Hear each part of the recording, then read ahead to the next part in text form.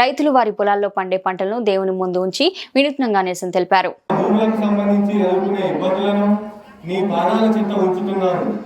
మాకు జీవనాధారమైన మా నల్లరేగడి భూములు, మా ఎర్రమృతికలు, మా పూర్వీకుల నుండి మాకు లభించిన మా ఆస్తి. ప్రస్తుత తరుణంలో ఈ భూముల విషయంలో కొన్ని చట్టపరమైన చిక్కులు మరియు ప్రభుత్వపరమైన సమస్యలు మమ్మల్ని కలవరపెడుతున్నాయి. కాబట్టి దేవుడా, నువ్వే దిక్కు మాకు. శ్రీ రామచంద్ర ప్రభు మా ప్రార్థనలు. మాకు ఈ భూముల విషయంలో ఎటువంటి అన్యాయం జరగకుండా, రైతులకు వారి హక్కుల విషయంలో ఎలాంటి అన్యాయం జరగకుండా రైతులకు న్యాయం చేకూర్చాలని మా మనవి.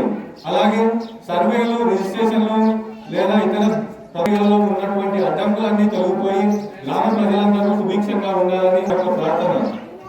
భూముల విషయంలో గ్రామస్తుల మధ్య ఎటువంటి వివాదాలు లేకుండా ఐకమత్యంగా గ్రామస్తులంతా కలిసికట్టుగా అన్నదమ్ముల వలె ఉండాలని, గ్రామస్తులందరికీ మనశ్శాంతిని ప్రసాదించాలని కోరుతున్నాను.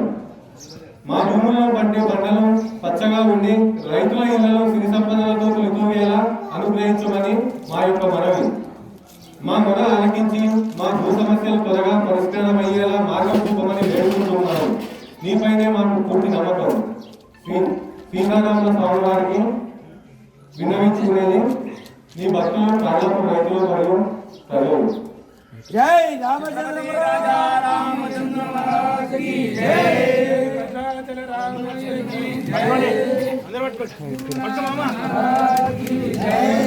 जय राजा रामचंद्र महाराज की जय जय संतानंद सागर श्री राघोपा शंकरांबा माता की जय संतानंद